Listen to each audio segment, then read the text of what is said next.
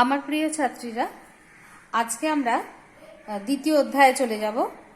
স্পর্শ ছাড়া ক্রিয়াশীল বল। এই অধ্যায়ে প্রথম অংশটা হলো অভিকর্ষ ও মহাকর্ষ। তোমরা তোমাদের বাস্তব জীবনে এই অভিজ্ঞতা থেকে বলতে পারো যে কোনো বস্তুকে যদি আমি ছেড়ে দিই তাহলে সেটা সবসময় মাটিতেই এসে পড়ে। আবার ধর যখন বৃষ্টি পড়ে, বৃষ্টি সবসময় নিচের দিকে মাটিতেই এসে পড়ে। আবার পৃথিবী সূর্যের চারিদিকে ঘোরে। আবার দেখো আকাশে চাঁদ তারা এরা রয়েছে, এগুলো তো মাটিতে এসে পড়ে না। এইগুলোর পিছনে কারণ কি না, এগুলোর পিছনে সবই কারণ হলো অভিকর্ষ বা মহাকর্ষ, এই ঘটনাগুলো। এখন তোমরা দেখেছো যে সমস্ত বস্তুকে পৃথিবী তার নিজের দিকে টানে, সব কিছু নিচেতে মাটিতে এসে পড়ে। তার কারণ হচ্ছে পৃথিবী নিশ্চয়ই বস্তুগুলোকে নিজের দিকে টানে। একে বলা হয় অভিকর্ষ বল। তো যে বল দিয়ে পৃথিবী নিজের দিকে টানে সেই আকর্ষণ বলটা নিশ্চয়ই আকর্ষণ করছে, তাই নিচের দিকে নেমে আসছে। তো সেই আকর্ষণ বলকে বলা হয় অভিকর্ষ বল। এখন তুমি কোনো একটা বইকে যদি নিজের হাতের ওপরে রাখো, ধরো এই একটা বই, একে আমি হাতের ওপরে রাখলাম, আমার হাতটা বুঝতে পারে যে নিচের দিকে একটা ঠেলা দিচ্ছে, অর্থাৎ মনে হয় যেন বইটা নিচের দিকে ঠেলে নামতে চাইছে। আমার হাতের ওপরে একটা চাপ অনুভূত হয়। আমি যদি আরও বই চাপাই, বইয়ের সংখ্যা যদি আরও বাড়াতে থাকি, তাহলে চাপের পরিমাণ আরও বাড়তে থাকে। তো তার একটাই কারণ যে বস্তুগুলোকে পৃথিবী নিজের দিকে টানছে।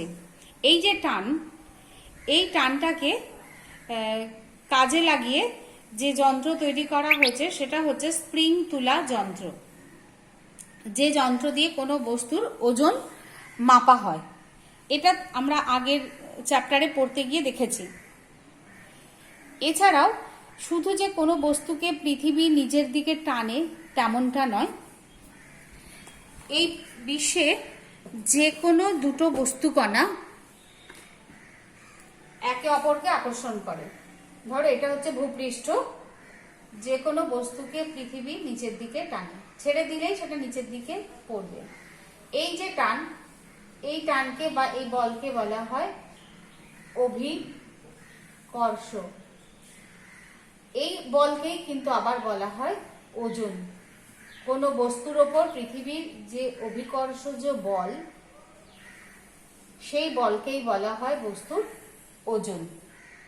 এবার পৃথিবীর তার উপরে থাকা সব বস্তুকে যে কেবল নিজের দিকে টানে তেমনটা নয়। এই মহাবিশ্বে যত বস্তুকণা আছে তারা প্রত্যেকে একে অপরের দিকে, একে টানে নিজের দিকে, এই বস্তুকে এই বস্তু টানবে নিজের দিকে। প্রত্যেক বস্তুকণা প্রত্যেককে একে অপরের দিকে আকর্ষণ করে। এই যে আকর্ষণ বল, এই আকর্ষণ বলকে বলা হয় মহাকর্ষ বল। এই আকর্ষণ বলের আর এক নাম হলো মহাকর্ষ। এই যে আমরা অভিকর্ষ বল যার কথা জানলাম, এটা কিন্তু মহাকর্ষ বলেরই একটা অংশ। অর্থাৎ পৃথিবী এবং অন্য বস্তুর মধ্যে যে বল ক্রিয়া করে, যে মহাকর্ষ বল ক্রিয়া করে, সেই মহাকর্ষ বলকে বলা হয় অভিকর্ষ। এখন বিজ্ঞানী আইজ্যাক নিউটন এই মহাকর্ষ বলের মান কত হবে সেটা নির্ণয় করার জন্য একটা গাণিতিক সম্পর্ক প্রকাশ করেছিলেন। সেই মহাকর্ষ বল নির্ণয়ের গাণিতিক সম্পর্কটা হলো F সমান G m1 into m2 by d square. এখানে Fটা হচ্ছে মহাকর্ষ বল। কাদের মধ্যে মহাকর্ষ বল? এই যে দুটো বস্তু, ধরো এই একটা বস্তু যার ভর হচ্ছে m1, আর এই একটা বস্তু যার ভর হলো m2। আর এদের মধ্যবর্তী দূরত্ব হলো ডি।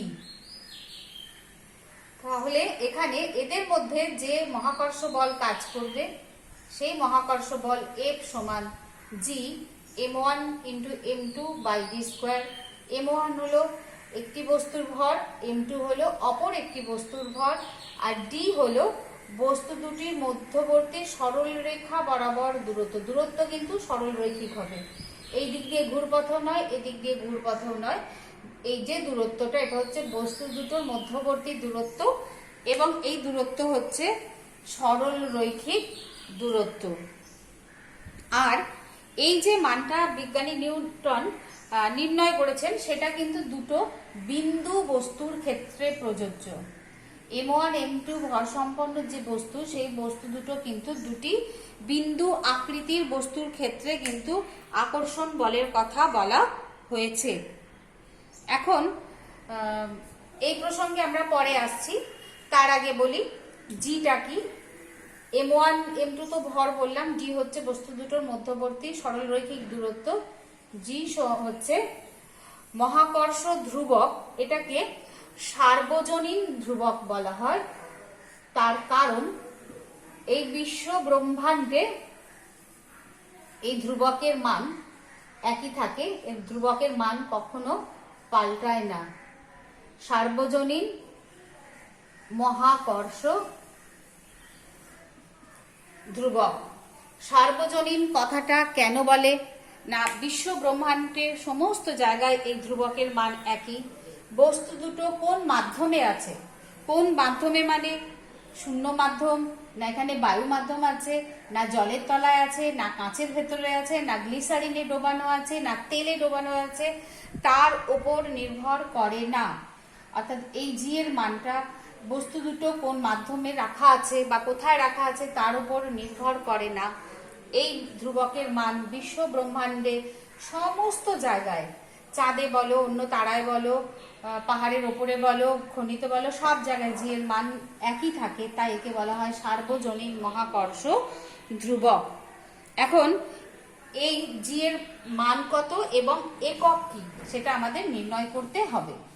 এখন মানটা আমাদের মনে রাখতে হবে, একক মুখস্থ করার প্রয়োজন নেই, কিভাবে বের করতে হয় সেটা আমি দেখিয়ে দিচ্ছি।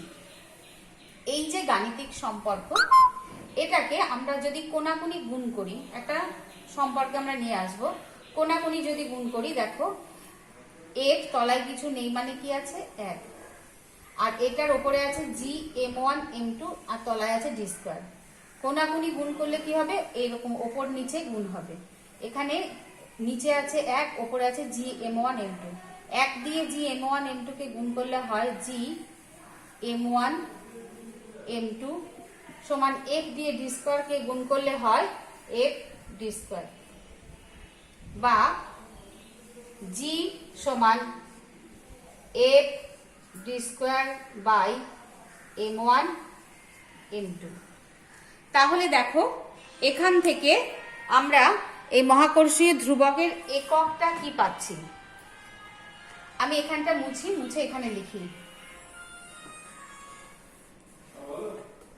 দেখো জি এর একক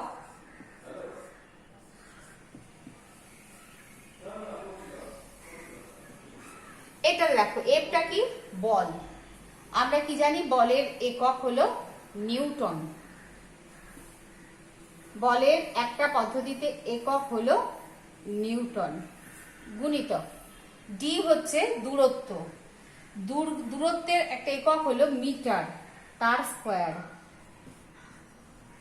তাহলে এটা হলো নিউটন মিটার স্কোয়ার, আর তলায় হচ্ছে ভর m1 ভর, ভরের একক হচ্ছে কেজি।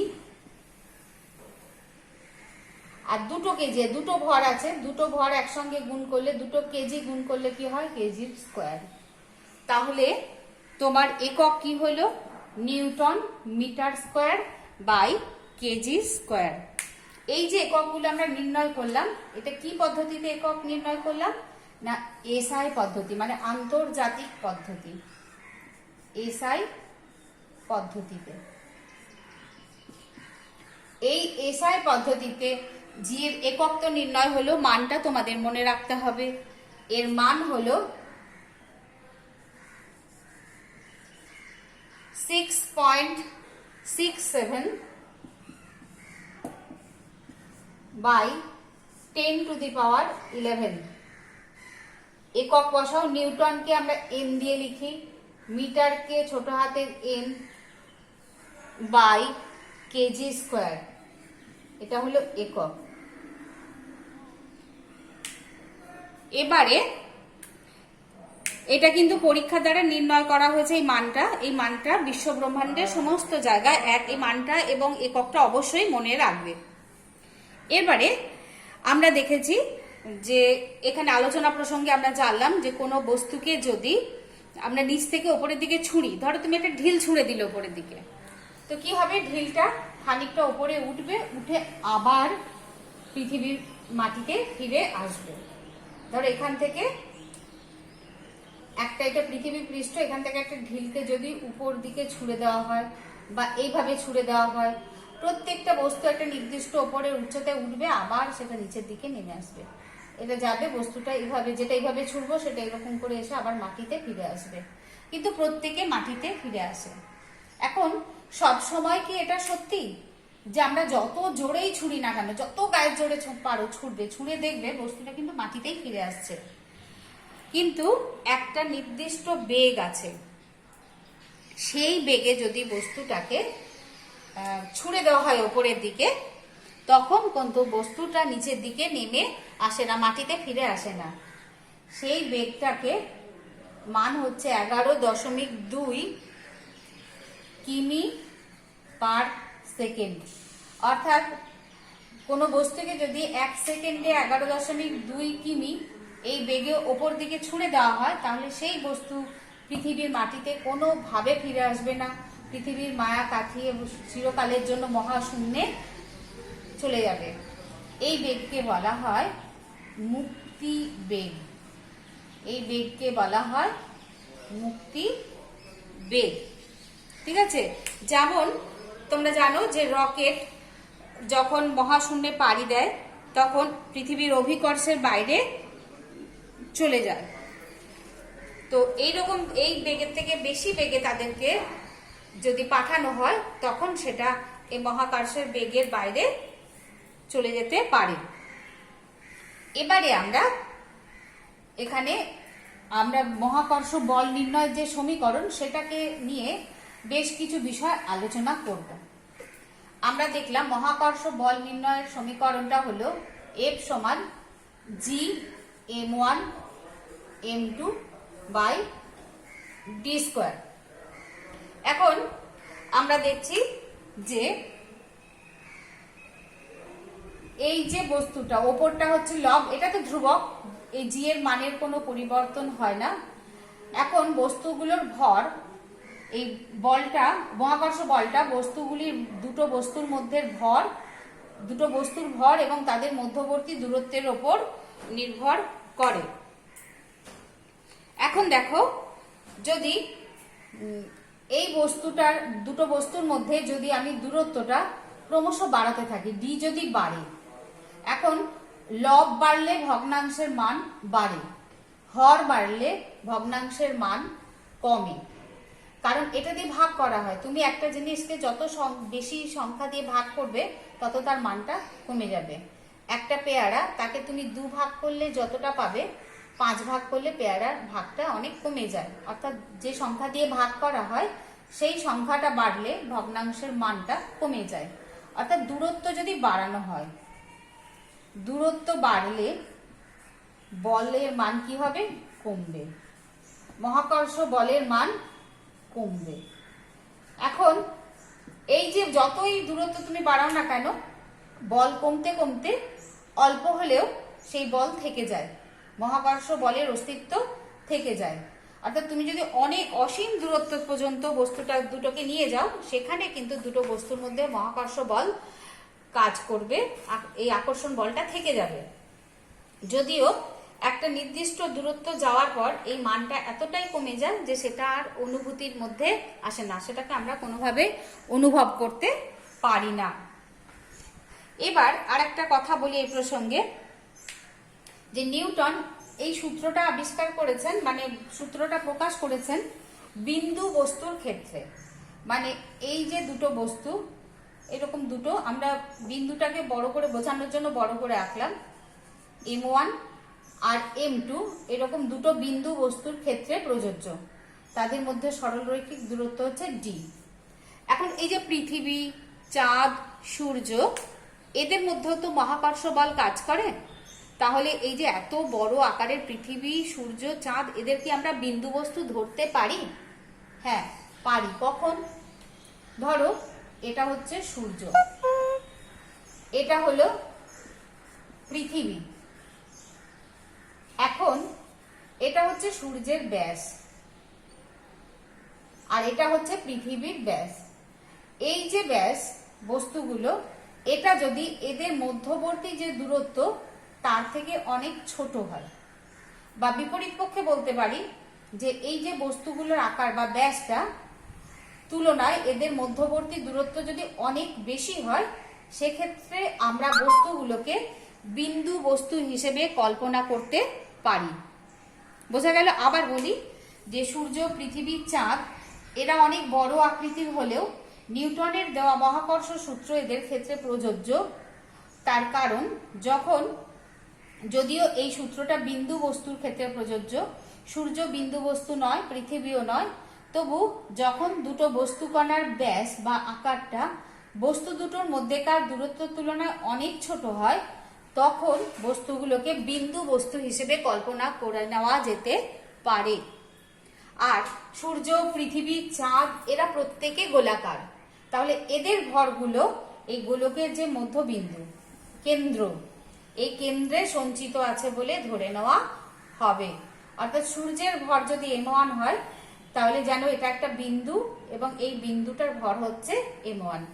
পৃথিবীর ভর যদি m2 হয়, যেন পৃথিবীটা একটা বিন্দু এবং এই ভরটা এই বিন্দুতেই সঞ্চিত আছে বলে ধরে নেওয়া হয়।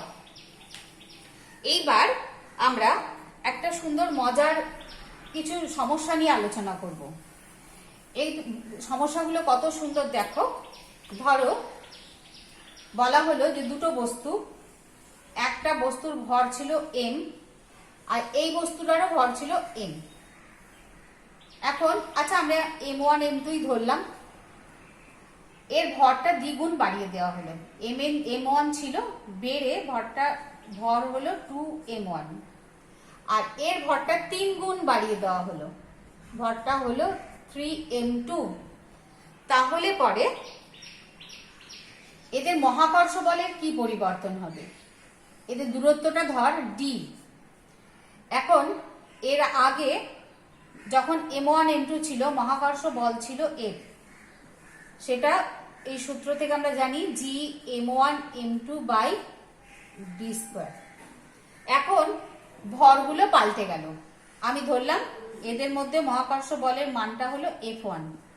তাহলে সেক্ষেত্রে আমি m1 এর জায়গায় কি বসাবো? 2m1। m2 জায়গায় বসাবো 3m2, আর দূরত্বটা যেহেতু একই আছে, d² থাকবে, সমান 3 দুগুণে 6, এখানে লিখি 3 দুগুণে 6টা এখানে লিখলাম, গুণিতক g m1 m2 by d² সমান, দেখো এই g m1 m2 by d² এটা সমান কি ছিল? এই যে F, মানে আগের মহাকর্ষ বলটা। তাহলে আমরা এখানে কি লিখবো? 6 গুণিতক F। তাহলে মহাকর্ষ বলের কি পরিবর্তন হলো? না, মহাকর্ষ বল 6 গুণ বেড়ে গেল। ঠিক আছে, কত বাড়লো? 6 গুণ বেড়ে গেল। আরেকটা কথা এই প্রসঙ্গে বলে দিই যে সূত্রের মধ্যে ওপরে লবে আছে ভর দুটোর গুণফল। অর্থাৎ বস্তুর ভর বাড়লে, লব বাড়লে ভগ্নাংশের মান বাড়ে, ভর বাড়লে মহাকর্ষ বল বাড়বে, ভর কমলে মহাকর্ষ বল কমবে। আর হরে আছে দূরত্ব, এই হর যদি বাড়ে ভগ্নাংশের মান কমে যায়। অর্থাৎ এখানে আমি আর একবার বলে দিই যে ভর বাড়লে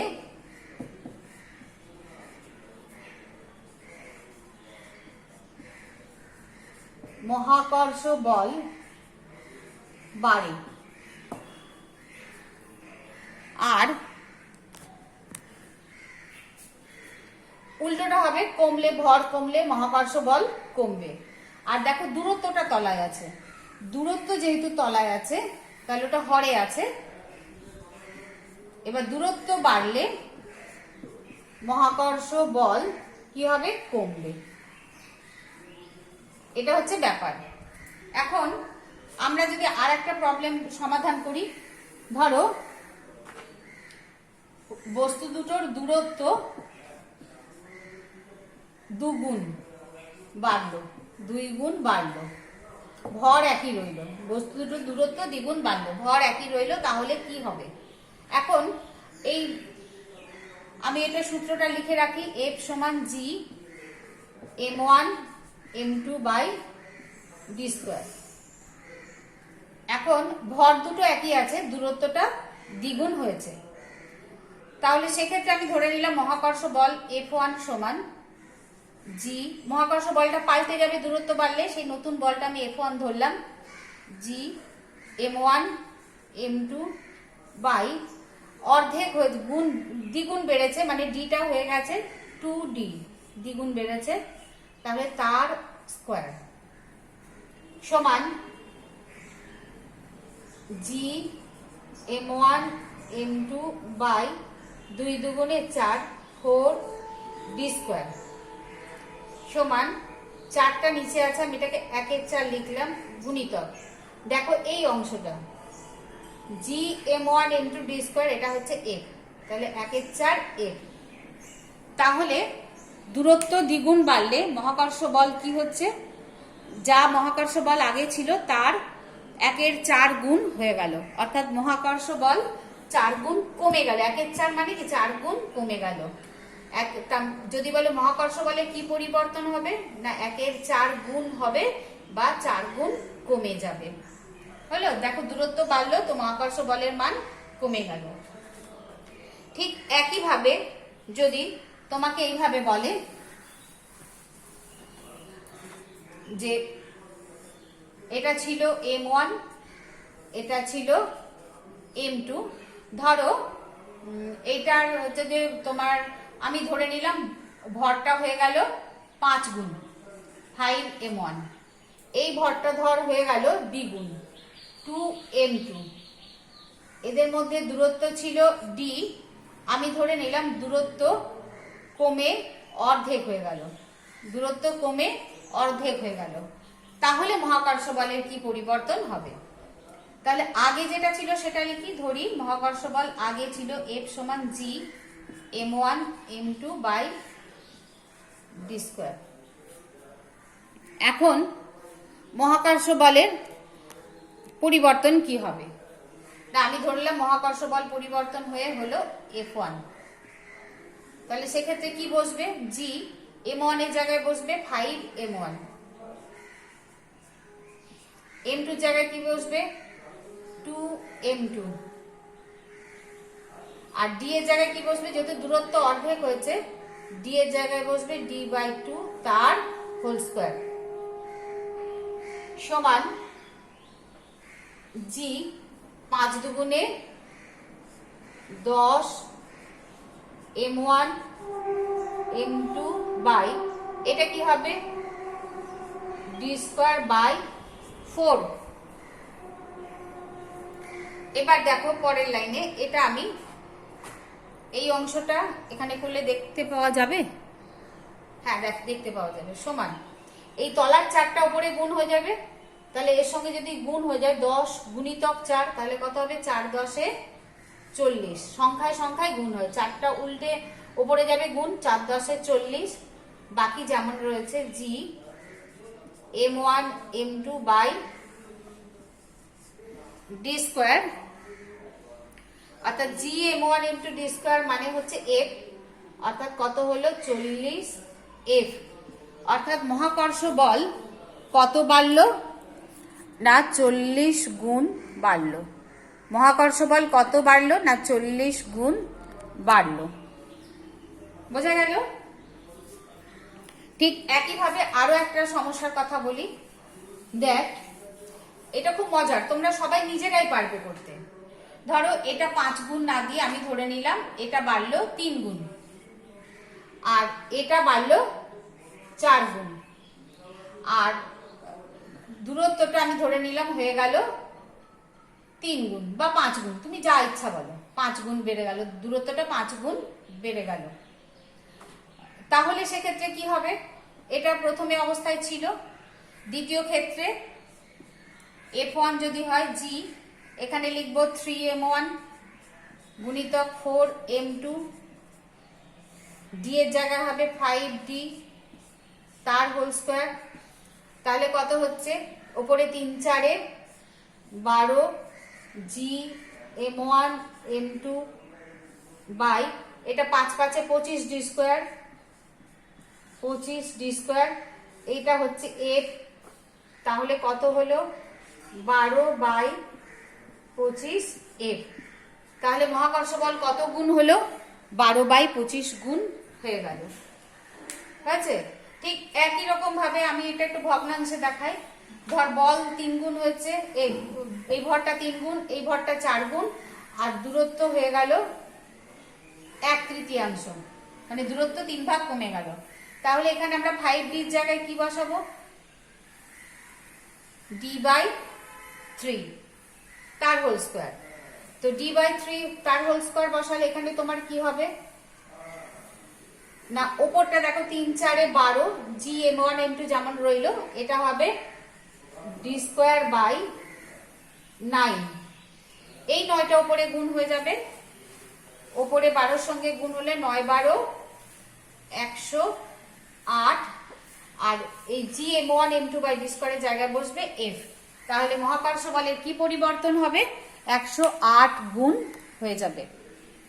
নিশ্চয়ই বুঝতে পেরেছিস তোরা? তাহলে আমরা এই সমস্যার সমাধান করতে শিখলাম যে মহাকর্ষ বলের পরিবর্তন বস্তুর ভর এবং দূরত্ব পরিবর্তনের সঙ্গে কিভাবে হয়। তাহলে আবার বলি যে কোনো বস্তুকে পৃথিবী যে বল দিয়ে নিজের দিকে আকর্ষণ করে সেটা অভিকর্ষ বল। এই বিশ্বের যে কোনো বস্তুকণা একে অপরকে যে বল দিয়ে আকর্ষণ করে সেটা মহাকর্ষ বল।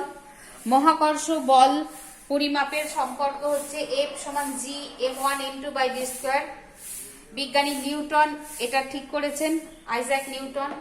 এই সূত্র থেকে আমরা বলতে পারি এটা হচ্ছে মহাকর্ষীয় ধ্রুবক, এর মান এবং এককটা অবশ্যই পড়বে। বস্তুগুলোর ভর বাড়লে মহাকর্ষ বলের মান বাড়ে, বস্তুগুলোর দূরত্ব বাড়লে মহাকর্ষ বলের মান কমে, আর দূরত্ব যদি কমে যায় তাহলে মহাকর্ষ বলের মান বেড়ে যাবে। এবার তোমরা বই থেকে খুব ভালো করে রিডিং পড়বে, তাহলেই এই অংশটা ভালো করে বুঝতে পারবে।